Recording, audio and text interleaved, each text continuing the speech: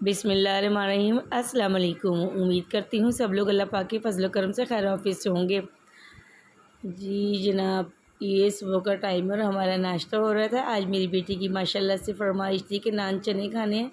चने तो वैसे भी मैंने नाश्ते में आज मंगवाने थे, क्योंकि कल हमने सालन वगैरह नहीं बनाया था, बाज़ार से मंगवाया था। कल काफ़ी ज़्यादा घर का काम था, तो गुलबर्ग से हम वापस आए थे तो काफ़ी ज़्यादा भी काम करना पड़ गया था, इसलिए भी सालन में बना नहीं सकी थी। खैर जी, मैंने बना ली थी अपने लिए पराठे। तो जब मैंने पराठे बनाए तो मेरी बेटी ने कह दिया नहीं जी मैंने पराठा खाना है, बल्कि मुझसे नाराज़ हो रही थी कि तुम इतनी फरमाइशें करती रहती हो, कभी कुछ कभी कुछ। तो खैर चाय में बनाए थे तो उसने फिर चाय की फरमाइश भी कर दी कि मैंने भी चाय लेनी है। मुझे तो गुस्सा आ रहा था कि मैंने अपने हिसाब से चाय बनाई है। फिर मेरे बेटे ने भी इसको देख कर कहा जावे ने कि मम्मा मुझे भी चाय दो। खैर बच्चे नाश्ता करके जा चुके थे, हमने भी नाश्ता कर लिया था। उसके बाद मैं आ गई थी किचन में और मैं धो रही थी बर्तन।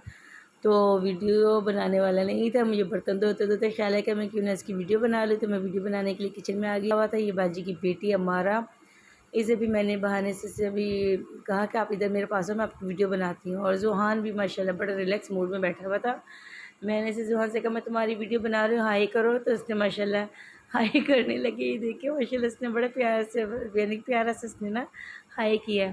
खैर अब स्टाफ भी आ चुका तो पेशेंट भी आना शुरू हो गए थे। तो अल्लाह का शुक्र है कि भी हमारा नंबर पहले था, इसलिए मैं ज़्यादा टेंशन नहीं थी कि भाई हमें लेट हो जाएगा। टेंशन तो मुझे हो रही थी बच्चों को। फिर मैं ले गई थी बाहर कैंटीन पर। कैंटीन से मैंने उनको लेकर दी लेज़ लेकर जब मैं अंदर आई थी तो माशाल्लाह काफ़ी ज़्यादा पेशेंट आ चुके थे। जैसे ही मैं अंदर इंटर हुई वेटिंग हॉल में, तो ये ना काफ़ी बड़ा हॉस्पिटल है यहाँ पर, किडनी का और गायनोलॉजिकल मतलब इश्यूज़ का यहाँ पे वो किया जाता है ट्रीटमेंट। वैसे तब तो माशाल्लाह अभी चिल्ड्रन का भी यहाँ पर हो गया है। तो ये देखिए कितने मेल बैठे हुए थे, मेल का वेटिंग एरिया था।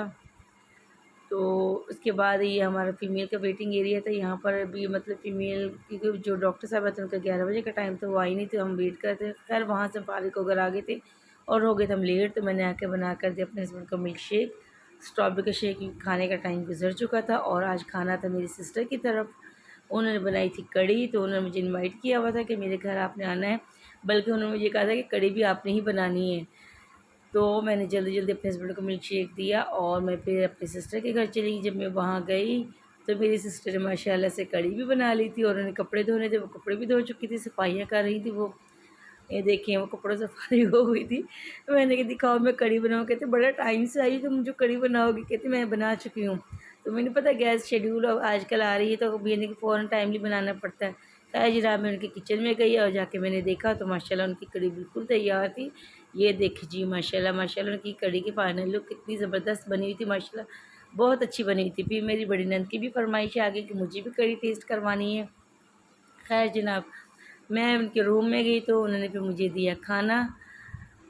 खाना खाने के बाद उन्होंने बनाई थी सेवइयाँ मेरे लिए। फिर हमने खाई सेवइयाँ। सेवइयाँ खाने के बाद मैंने पी चाय और फिर मैं अपने घर की मैंने राह ली।